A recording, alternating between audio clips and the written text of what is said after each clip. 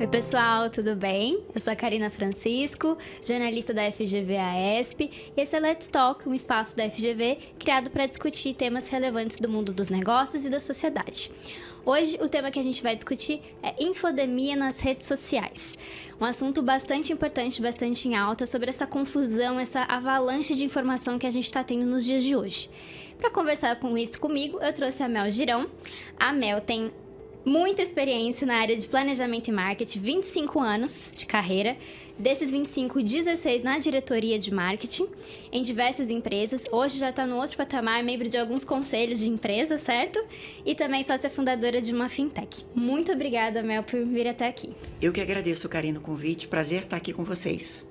E a Mel, ela também recentemente defendeu a tese de doutorado dela, a tese aqui da FGV, do doutorado profissional em administração, e o tema foi justamente a infodemia, a desinformação, as fake news. Então, Mel, vamos começar tentando conceitualizar cada um desses termos? Vamos lá. Um interessantíssimo que você já usou, infodemia. Infodemia foi um termo cunhado pela Organização Mundial de Saúde para descrever supostamente uma avalanche de notícias falsas que aconteceram durante a pandemia. Por que eu tomei o cuidado de usar a palavra supostamente? Eu não fui capaz de localizar nenhuma pesquisa que mostrasse que esse conceito se valida, né? Uhum. Ele é um construto que descreve uma percepção de um aumento muito grande de notícias falsas durante a pandemia, mas não fui capaz de localizar nenhum estudo quantitativo mostrando esse fenômeno. Legal. E desinformação? Desinformação é um termo mais amplo, bastante usado para descrever uma disseminação de notícias que podem estar parcialmente incorretas ou que podem levar a uma desorientação em relação a determinado assunto. É um termo mais amplo, né? E a amplitude desses termos, ele se deve porque, de fato, o fenômeno é muito recente, né? A gente está falando de um fenômeno que se intensificou bastante com o uso das redes sociais. Certo. E o mais famoso deles, as fake news. Isso. Fake news, então, é um construto bastante recente e que ainda carece de uma definição muito estruturada e amplamente aceita. Essa foi uma das grandes dificuldades que eu tive no desenvolvimento da minha tese.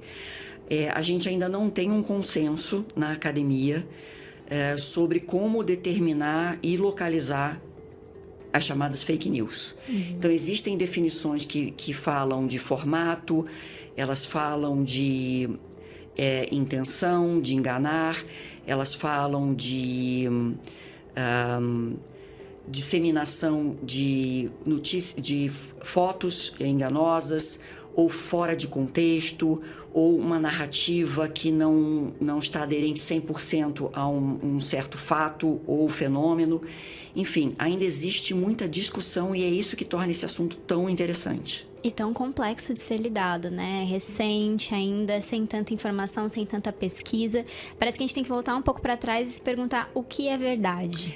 Essa é a pergunta de $1 milhão desse assunto, porque em algum momento você se depara com uma busca quase que filosófica pela verdade. E aí você entra numa discussão que, de forma inequívoca, vai bater num questionamento sobre liberdade de expressão. Existem, dentro de fake news, a gente pode falar de dois grupos de mensagens ou de notícias muito distintos. Uma onde o trabalho das agências de checagem, né, de fact-check, como a gente chama em inglês, é mais fácil, porque você claramente pode localizar uma data falsa, uma afirmação falsa, uma foto que não reflete aquilo que aconteceu, e você pode inequivocamente dizer essa notícia é falsa. O problema é o outro grupo, e aí é uma grande zona cinza, onde você está falando de meias-verdades ou, sobretudo, de uma questão de opinião. É aí que realmente a coisa se complica. E aí que entra o que é um viés cognitivo, uma forçação para seus valores, porque você acredita ser comprovado, como que fica? Tem uma área da psicologia que está estudando esses vieses, e a gente pode citar 2 que são talvez os mais frequentes quando você decide propagar uma notícia. Um é o viés de confirmação, que é fácil de entender porque é uma certa felicidade ou satisfação de você provar que você mesmo está certo. Então, você recebe uma descarga de endorfina quando você lê alguma notícia que confirma uma crença sua, né? E você tem uma chance muito aumentada de propagar aquela mensagem. Não interessa se é verdade mais. É o prazer de estar certo, né? Alguém concorda com você e acha que você está certo. Então, isso é mensurável e químico. Você recebe uma descarga de endorfina por essa satisfação de saber correto, saber do lado certo. O outro é a dissonância cognitiva. Como é que funciona a dissonância cognitiva? Quando você é confrontado com um fato que vai contra os seus valores ou as suas crenças, e isso te provoca alguma dor, algum desconforto muito grande, você prefere acreditar numa notícia que pode parecer absurda, mas que te traz conforto emocional e quebra esse confronto dos seus valores. Existiu um caso interessantíssimo que foi muito bem documentado na invasão do Capitólio nos Estados Unidos, em que várias pessoas propagaram uma notícia de que a invasão ao Capitólio, na verdade, estava sendo comandada pelo movimento Black Lives Matter, que é de esquerda. E qual é a explicação de tantas pessoas terem propagado essa notícia? Nos Estados Unidos, o Partido Republicano é o partido da lei e da ordem, né? As pessoas acreditam que são moralmente aderentes à ordem urbana e se acreditam seguidores das leis, né? Então, quando um republicano vê a invasão do Capitólio e vê correligionários quebrando e vandalizando um prédio público, eles preferem acreditar que aquilo, na verdade, foi um complô de um movimento de esquerda do que acreditar que seus próprios correligionários tenham sido capazes de um vandalismo daqueles. Então, isso é o viés cognitivo, é você acreditar em alguma coisa que protege você de um confronto a alguma coisa que é muito cara para você. Seus próprios valores, seus né? próprios que valores. É a sua base. Então, para não quebrar a minha base, eu vou acreditar numa coisa que às vezes não faz nem sentido lógico. Porque te traz conforto emocional. Uhum. Você tem mais exemplos, assim, pra gente entender melhor? A gente pode falar, por exemplo, de um caso brasileiro que envolve política, né?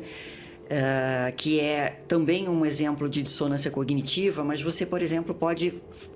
eu recolhi na minha tese várias notícias, em formato de artigo mesmo, porque o que caracteriza uma notícia é isso, né? O uso de uma headline ou de uma manchete, uma foto ou um vídeo que reforça o que está sendo descrito e uma matéria com um texto que tem uma linguagem jornalística, né? Esse é o formato amplamente aceito de uma notícia, mesmo no ambiente digital. Mas eu recolhi várias notícias, por exemplo, que celebram aniversário do golpe de 2016. Uhum. E que se referindo ao impeachment da presidente Dilma. Se você perguntar para um certo grupo de pessoas, elas vão dizer, realmente houve um golpe. Porque é muito difícil você ser confrontado com uma realidade dos fatos, onde houve um processo judicial e que realmente houve um crime comprovado.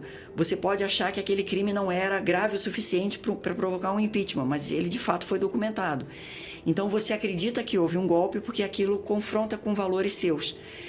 O interessante aí é que nenhum campo político está isento de propagar e de acreditar em fake news, né? Você vê exemplos bastante bem documentados à esquerda e à direita.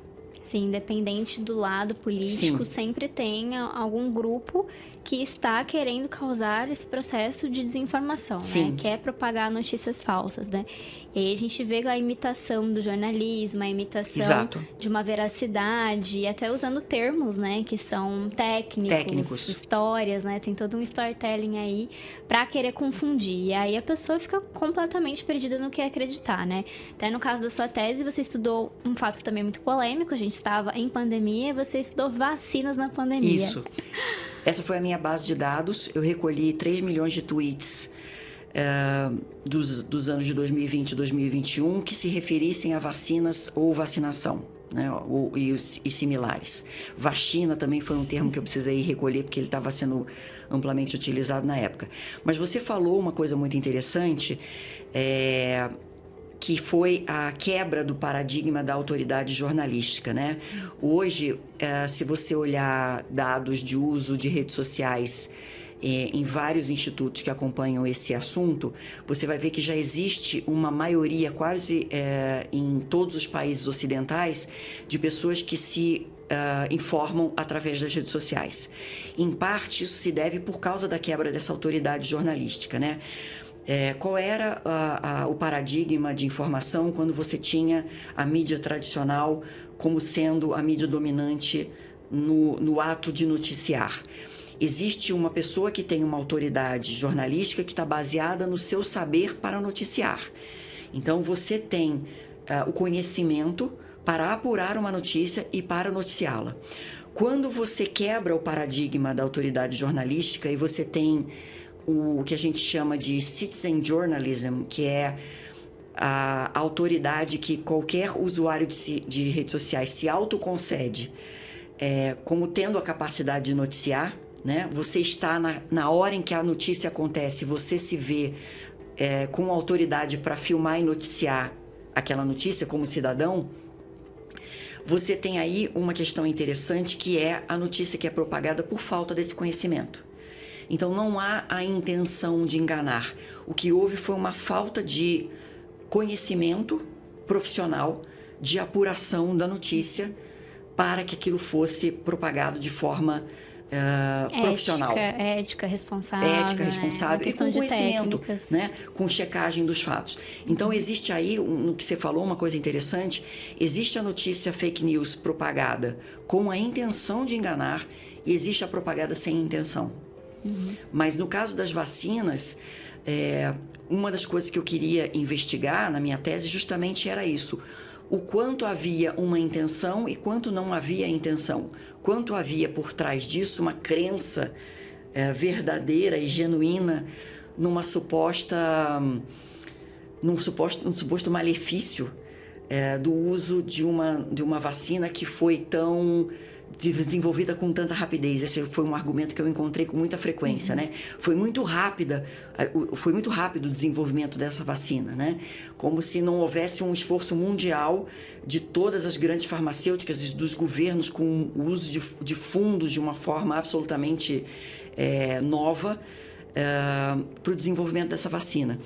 Então, nas vacinas, especificamente, eu encontrei 2 grupos onde isso ficou muito claro. A intenção e a ausência de intenção de enganar. Legal. Tanto tem um excesso de pessoas dando a opinião delas genuína, né, do que está acontecendo, porque foi um episódio inédito. Exato. Né? Foi a primeira vez, inclusive, que a gente realmente divulgou como é feita uma vacina, né? Exato. Em todas as outras vacinas não tinha tanta essa necessidade de explicar como era feita. Então, as pessoas começaram a publicar mais as dúvidas delas, começaram aquelas teorias de conspiração, né? Exato. Mas, além disso, também tem um grupo intencional, né? Com intenções, às vezes, políticas, né? Sim. Muitas vezes querendo tendencionar para um lado só, que usam dessas artimanhas também nas redes sociais, geralmente no mundo digital, para conseguir um resultado específico. Exato. A Hannah Arendt tem uma pesquisa que fala especificamente sobre isso. Cada área do conhecimento, e isso era verdade até pouco tempo atrás, a sociedade reconhece certas pessoas como tendo autoridade naquela área, né? Eu não sou uma autoridade em física quântica. Então, quando alguém me explica o que é um buraco negro, em parte eu tenho que acreditar que você, que é autoridade nisso, sabe o que está fazendo e você está tentando me explicar com palavras leigas no limite do que eu posso conhecer sobre esse assunto.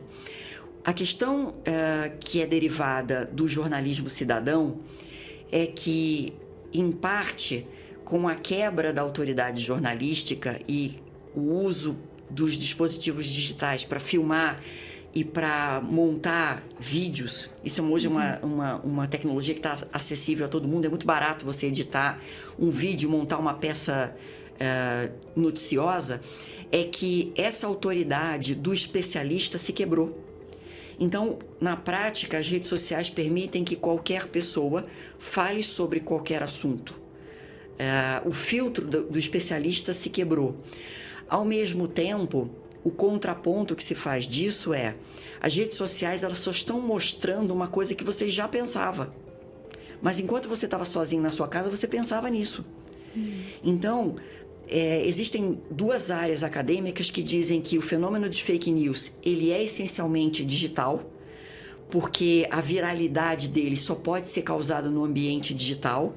E existe um outro grupo que talvez seja minoritário agora, que diz que fake news sempre existiu, mesmo fora do ambiente digital, né? Aquela questão do Wells, que fez aquela notícia no rádio dizendo que o mundo estava sendo invadido por alienígenas, que era uma versão analógica do conto dele, que causou pânico na época nos Estados Unidos, porque as pessoas acreditavam que aquilo estava sendo narrado não como uma paródia, mas como uma notícia de verdade. Aconteceu fora do ambiente digital.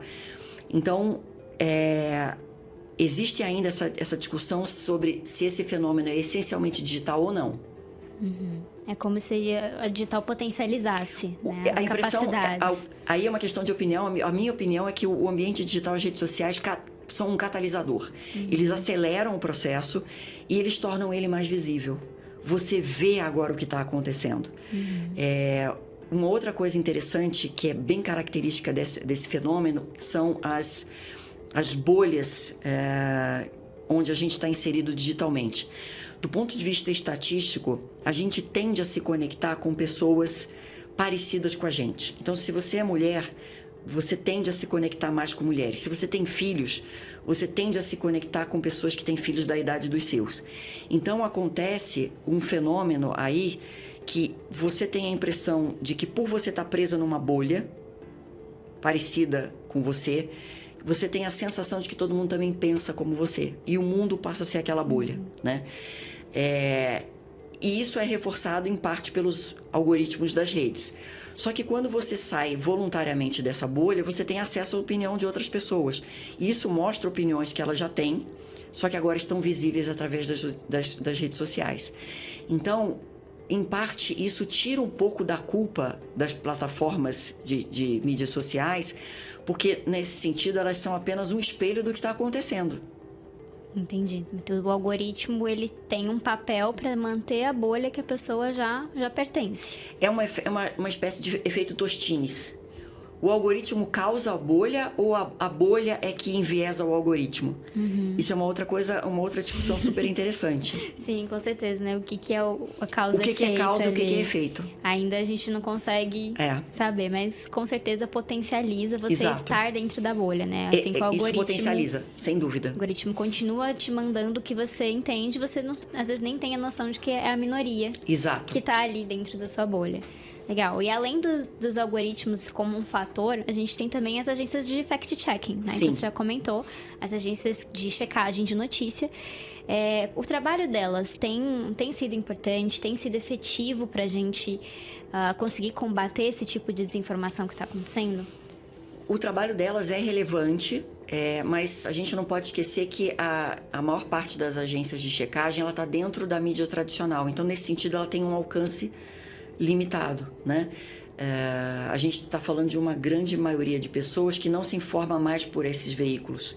Elas estão dentro das redes sociais. Então, o trabalho das agências de checagem dentro das mídias sociais, aí sim ele se torna bastante relevante. O problema, e essa é a dificuldade das agências de checagem, foi aquilo que eu estava comentando alguns minutos atrás. Existe um limite para o trabalho delas quando você está falando de questões de opinião. Como é que você vai classificar o que é verdade ou não quando você está falando de uma questão de opinião? Quando você não consegue colocar o dedo exatamente numa data que está incorreta ou numa foto que não reflete aquilo que está sendo descrito, existe um limite para o trabalho delas. Então, nesse sentido, aí a gente esbarra de novo na questão da discussão sobre a liberdade de expressão. O que é curioso aí é que, às vezes, isso a gente pode notar no trabalho que elas têm feito recentemente, às vezes mesmo agências de checagem cometem erros, porque o mito mesmo quando a gente fala de autoridade jornalística, o mito da isenção jornalística, ela é um mito também, porque nós, como pessoas, nós temos nossas opiniões. Por mais que você, como jornalista, use o conhecimento que você tem para fazer um trabalho técnico, o viés de opinião está no seu inconsciente. Então, existe sim o viés jornalístico de opinião. E esse viés é humano. É uma característica humana com a qual nós temos que conviver. Não existe a isenção per se. Todos nós temos vieses. O que a gente precisa ter é consciência dos vieses para tentar minimizá-los, porque a gente não vai neutralizá-los. Muito bom, Mel. Então, falando também um pouco sobre acreditar, né? As pessoas que acreditam na fake news, né? Não são pessoas que, não olhou direito, né? Tem sempre essa coisa, já caiu em fake news. Eu não caio em fake news. Existe alguma característica que defina pessoas que tendem a acreditar em desinformação? Essa é outra pergunta muito boa. Os primeiros estudos mostram que existe um pequeno vetor de idade aí, de pessoas um pouco mais velhas, tendendo a acreditar mais na notícia quando é falsa. E a explicação para isso é que são pessoas acostumadas a confiar na mídia tradicional. Então, quando elas recebem um tweet ou uma mensagem que está caracterizada como uma notícia, né? Como eu falei, tem um headline, uma manchete, uma foto, um vídeo e um texto com uma linguagem, mesmo que seja pseudo-jornalística, ela tende a acreditar mais, porque ela assume que aquilo passou por um crivo jornalístico.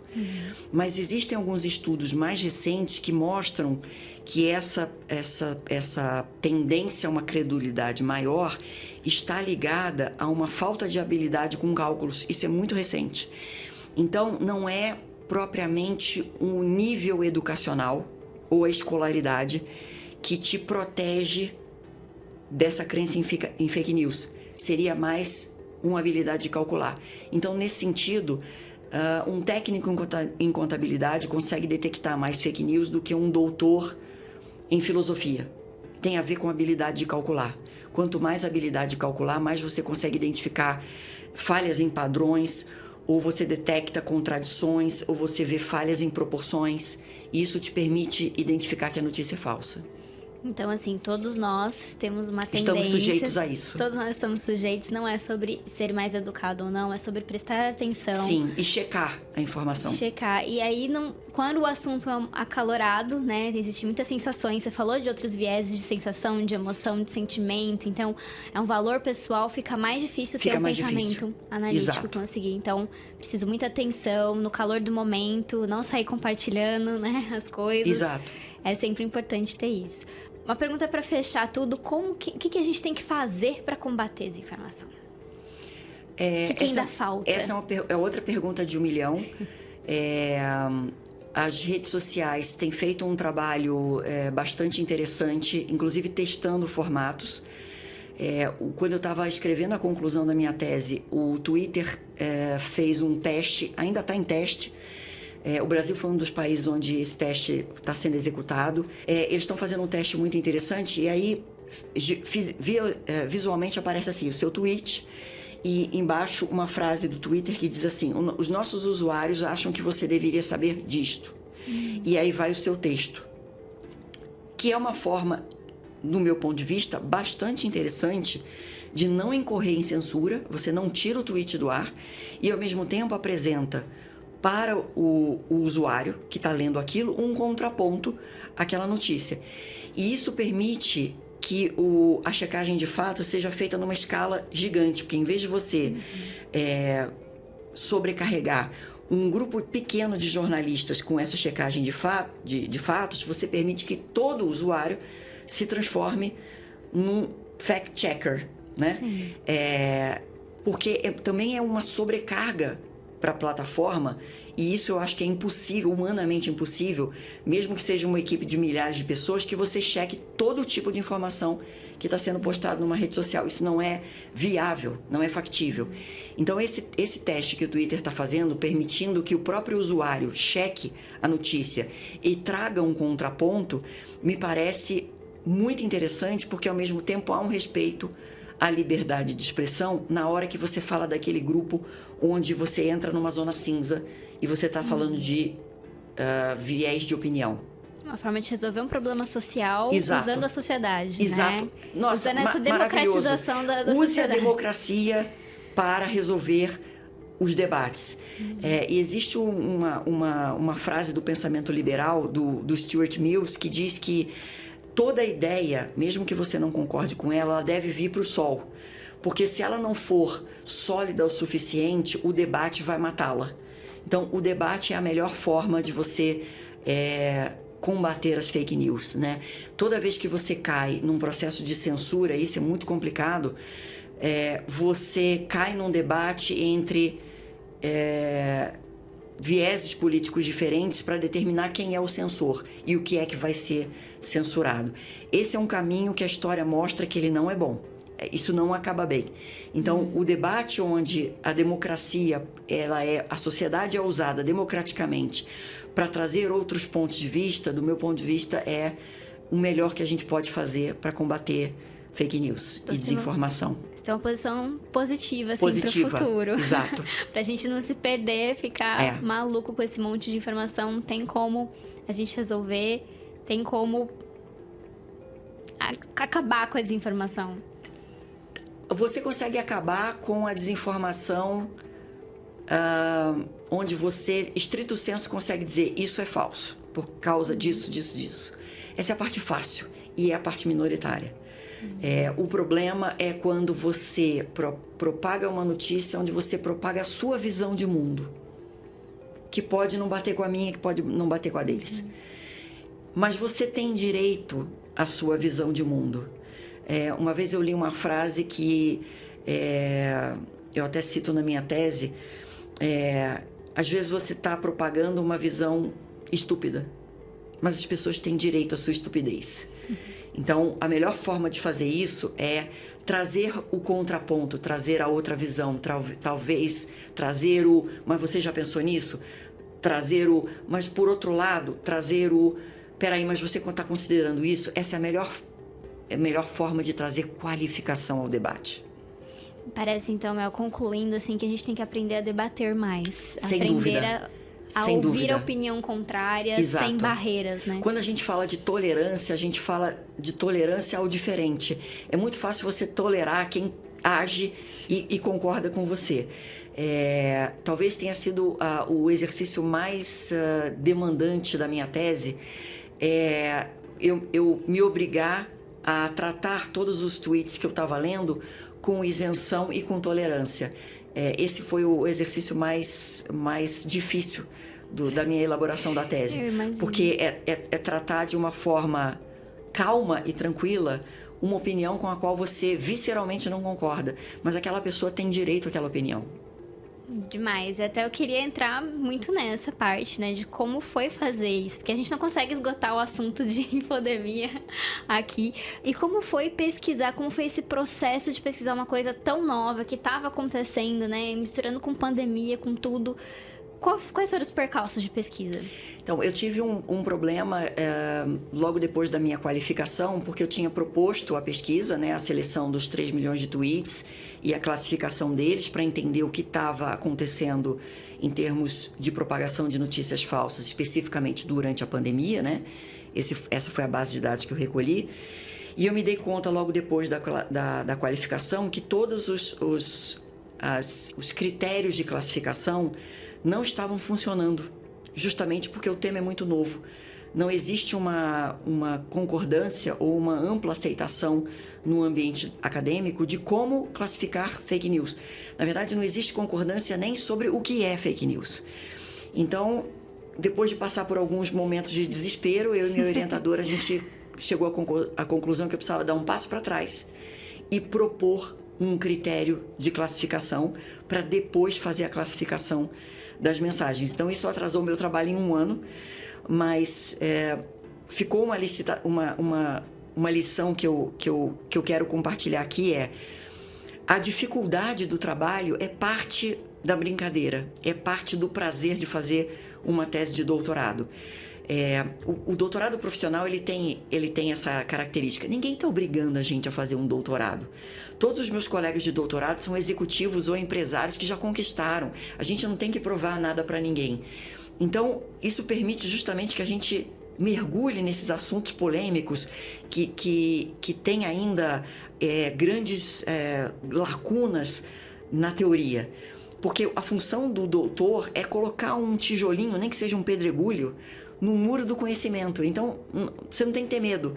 Mergulha nisso e sai do outro lado com alguma contribuição que você possa dizer assim, eu trouxe alguma coisa bacana para o mundo do conhecimento. Mas é um curso recente no Brasil. A EASP foi pioneira nesse sentido. Esse ano já tem outros 2 cursos em duas outras instituições, mas o curso da EASP foi o primeiro. E é uma coisa que eu recomendo muito para os meus colegas em empresas, o mestrado ou o doutorado profissional. Ele é um mergulho profundo na teoria que eu acho que a gente merece. É um presente que a gente dá para a gente mesmo. E alguns alunos me perguntam, Mel, qual que é a diferença entre um MBA e um mestrado profissional? Eu explico da seguinte forma.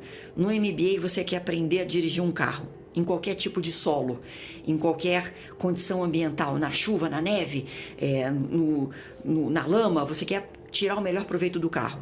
No mestrado profissional, você quer saber como é que o carro funciona. Então, essa é a diferença. E faz muita diferença no nosso crescimento como profissional, lato sensu. Quanto mais ferramentas você tem para questionar o que está acontecendo em volta de você, maior a sua capacidade de diagnóstico e maior a sua capacidade de fazer acontecer, que é o que a gente quer muito no ambiente profissional.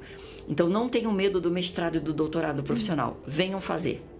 Perfeito, maravilhoso. A gente também incentiva muito, acho que todas as pessoas que a gente tem recebido têm falado muito realmente essa coisa que é estrutural, né? Você vai bem na base do conhecimento, você se aprofunda muito em um ponto e até você decidir estudar uma coisa que você não trabalha profissionalmente, né? Porque essa decisão, como que é? Porque era um assunto que me provocava, ainda me provoca.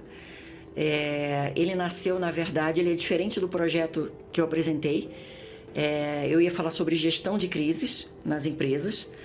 E aí eu acabei dando uma pequena desviada para investigar esse construto de fake news. E a minha tese de doutorado nasceu de um trabalho para uma disciplina. De um paper que eu tinha feito para a disciplina. E eu falei, esse paper agora vai ser o meu projeto para a tese. Então, ele nasceu de uma discussão de fake news em sala de aula que eu falei, nossa, para falar de gestão de crise, a gente precisa endereçar um problema maior, que é a falta de ferramentas acadêmicas, ferramentas de pesquisa, a própria definição do construto está ainda em discussão. Então, isso é uma coisa que eu quero investigar. Foi alguma coisa que me despertou e me deu um prazer imenso investigar.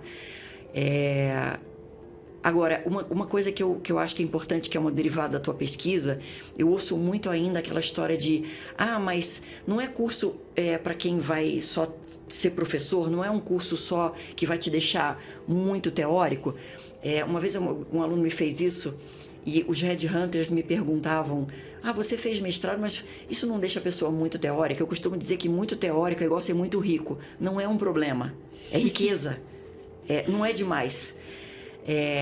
O que me impressiona, isso acontece de uma certa forma no mundo todo, mas é muito agudo aqui no Brasil, é esse gap que existe entre a academia e o mundo empresarial, o mundo das empresas.